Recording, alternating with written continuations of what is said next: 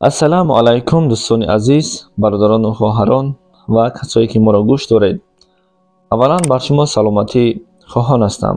баъдан навори моро то охир хуб гӯш кунед. мавзӯи имрӯзаи мо дар бораи зино ҳаст. зино яке аз бузургтарин ва калонтарин гуноҳе дар дини мо ҳисобида мешавад. гайр аз дини ислом ва дар дини яҳудию насрониён низ гуноҳи хеле калон ҳисобида мешавад. худованд моро ба зино наздик шуданро манъ кардааст, зеро ки хеле роҳи баде ҳаст. оқибат моро ба ҷаҳаннам мебарад. албатта ба ин нигоҳ накарда барои зино кардан бисёр ҳавас мекунем. пайғамбарамон муҳаммад саллаллоҳу алайҳи васалам дар чанде ҳадисҳо гуфтаанд ки шахсе ки зино кард ва тавба накарда аз дунё гузарад, дар охират ҳолаш хеле бад мешавад. зино 5 хел мешавад. агар аз ин 5 зино яктояшро карда бошем, зуд тавба кунем. баъд дубора ба ин кор даст назанем. ҳозир ин 5 зиноро ба шумо гуфта медиҳем. якум, зинои зане ки ба мо никоҳи онҳо ҳаром аст, масалан апа, хоҳар, модару хуштоманд ва зане ки бар мо шир додааст.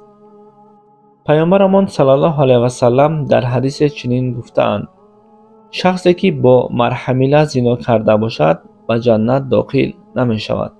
дуввум, зане ки шавҳараш ба ҷанг рафта бошад. пайғамбарамон муҳаммад саллаллоҳу алайҳи васалам гуфтанд: зане ки шавҳараш ба ҷанг рафта бошад, ӯ зан ба шумо мисли модар аст. пас ҳурмату эҳтиромашро ба ҷо оред. севум, зиное ки бо ҳамсоя мешавад. саҳобагон мегӯянд: зино аз сӯи худованд ва расулаш ҳаром карда шуд ва то қиёмат ҳаром мемонад. чаҳорум, шахсоне ки оиладор ҳастанд ва боз ба зино даст мезананд. панҷум, ин зинои ҷавонҳое ҳаст ки ҳоло оиладор нашудаанд. агар шахсе аз ин 5 зино яктояшро карда бошад ва тавба накарда аз дунё гузашта бошад, вой бар ҳолаш.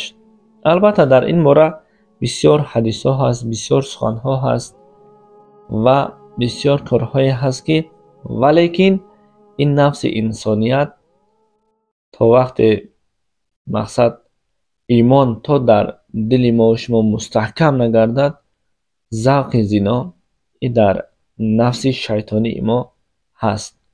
пас эҳтиёт бошем то дар ин дунёи дурӯза даст ба ин кор назанем.